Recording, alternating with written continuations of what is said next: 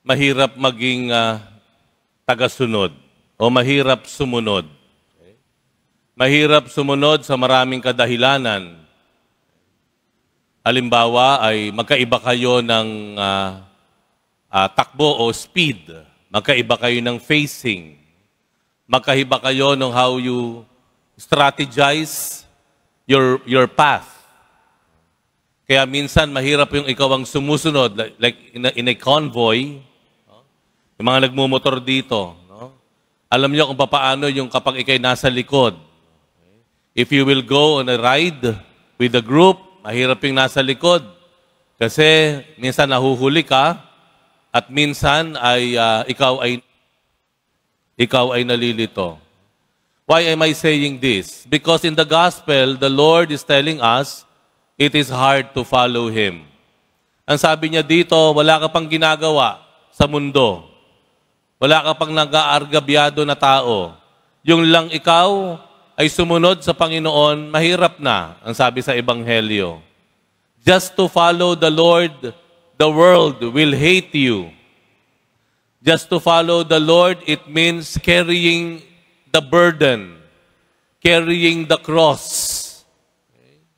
Kaya po, siguro, linawin natin sa isip natin na ang buhay Kristiyano, oo nga't masaya.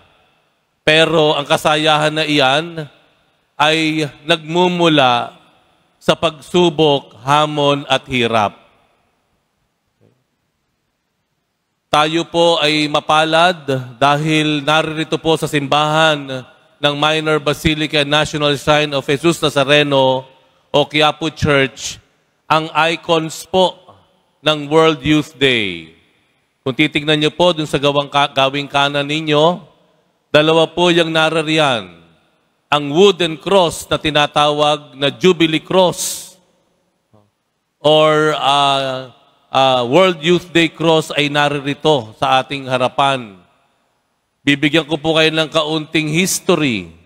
Yan po ay ginawa noong 1983 during the Jubilee year sa Roma.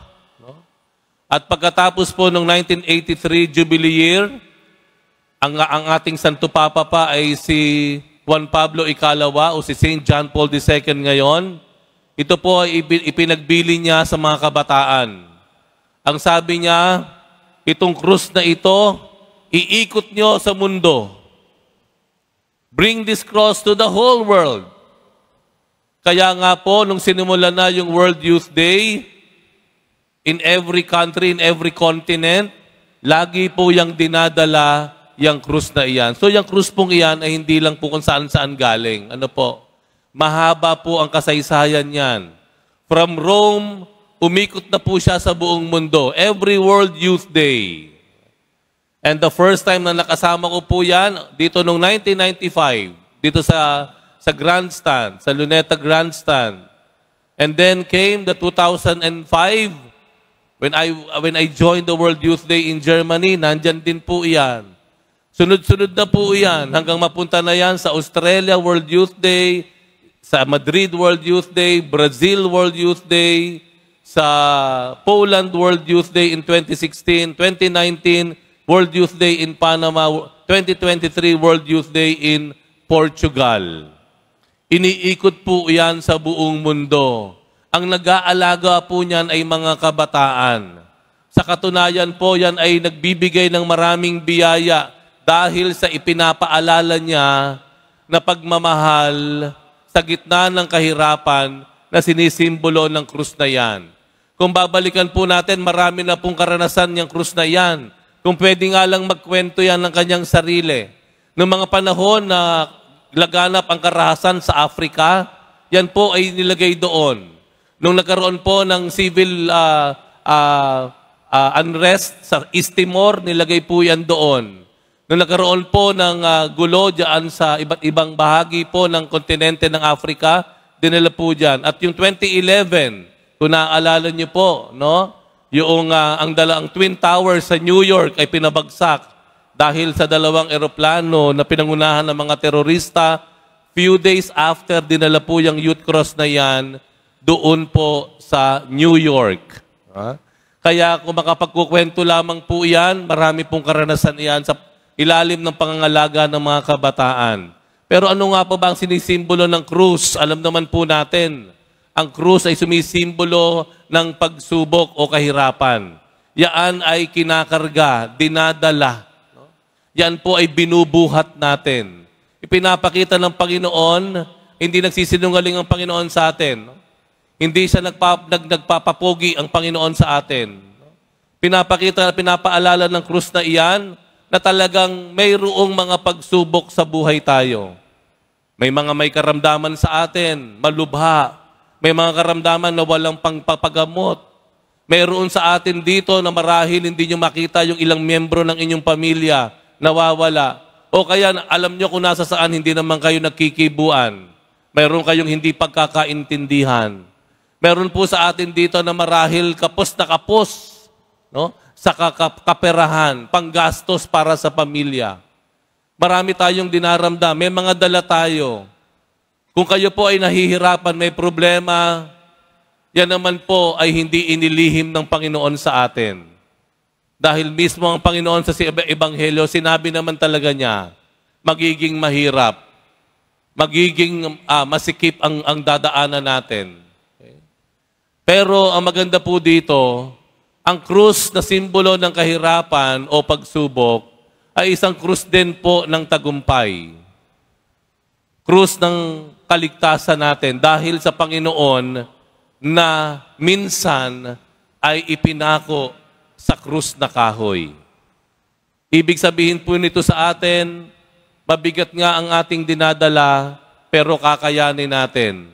Dahil ang una ng bumuhat niyan ay walang iba kung hindi ang ating Panginoon.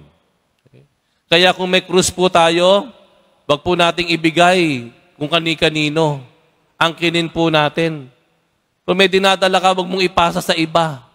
Wag mong pagbundong galit, no? Ibunto ng galit mo sa iba. Wag kang maninisi, wag kang turo ng turo. Siya may kasalanan, siya ang may kagagawan, siya ang mananagot. Hindi po.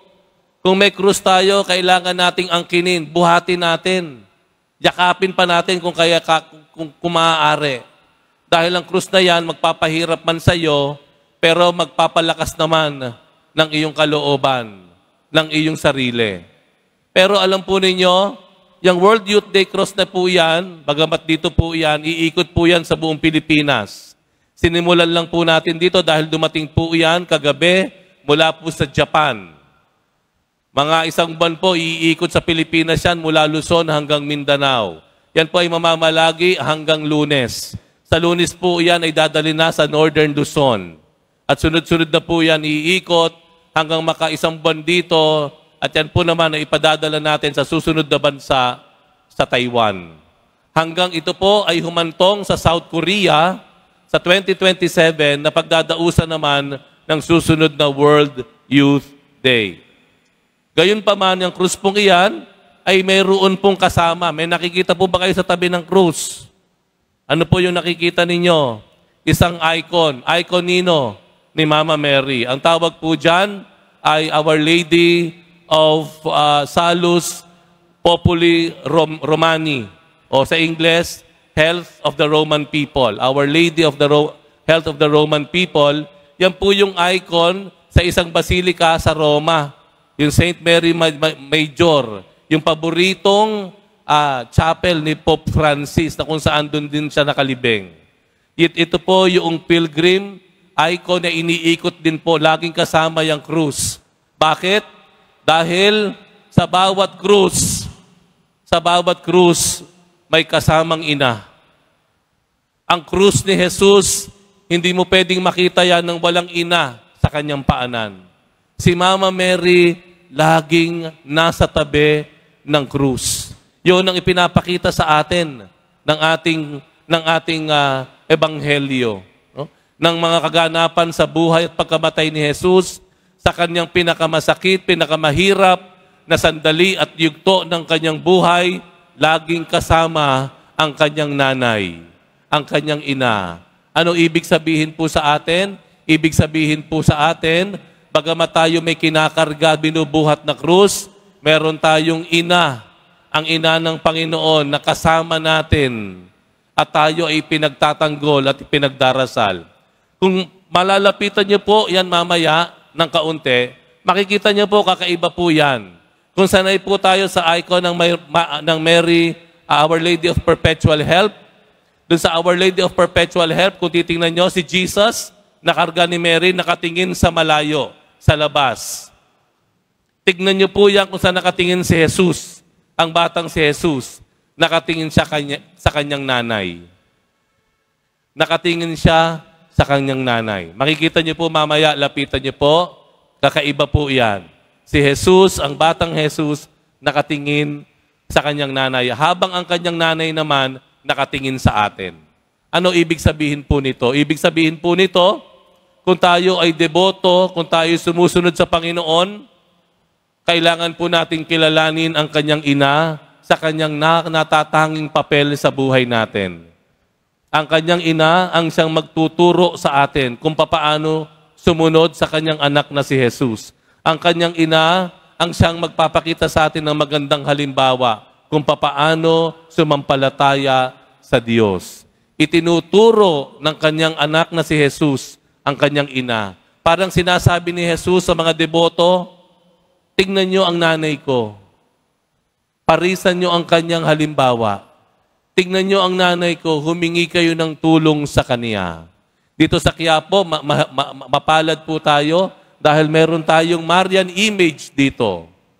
Ang mahal na Birhen ng Benaora, ayun po yung kanyang imahe sa tagiliran, yung mas malaki at may mas maliit po dito. Hindi po mawawala ang imahe ng mahal na Birhen Maria, ang ina ng Panginoon, sa bawat simbahan. At ito ang ating ina na ating tinatawag at hinahangaan at hinihingan ng tulong at panalangin. Yang pong dalawang yan ang iikot pa for the rest of the history of man sa buong mundo, kung saan man makarating yan, laging magkasama. Ibig sabihin po, na kung tayo man ay mayroong dinaranas, lagi tayong may kasama. Huwag nating isipin na tayo nag-iisa na nagbubuhat. Huwag nating isipin na nag-iisa tayong umiintindi sa problema. Huwag nating isipin na nag-iisa tayong natatakot sa mangyayari sa hinaharap. Laging may kasama tayo. Kasama natin ang Panginoon na magbubuhat sa ating krus. Kasama natin ang mahal na Birheng Maria na kakalong at kakalinga sa atin. Mga kapatid, sa misang ito, hawakan natin yung krus natin. Huwag nating ipasa kung kani-kanino. Huwag nating ibintang kung kani-kanino ang kasalanan kung bakit tayo may dinadala. Angkinin natin yan. Dahil sa katunayan, kakayanin po natin yan at malalampasan dahil mayroon tayong Panginoong Jesus at na mahal na Birheng Maria na kasama na magbubuhat sa ating paglalakbay sa buhay.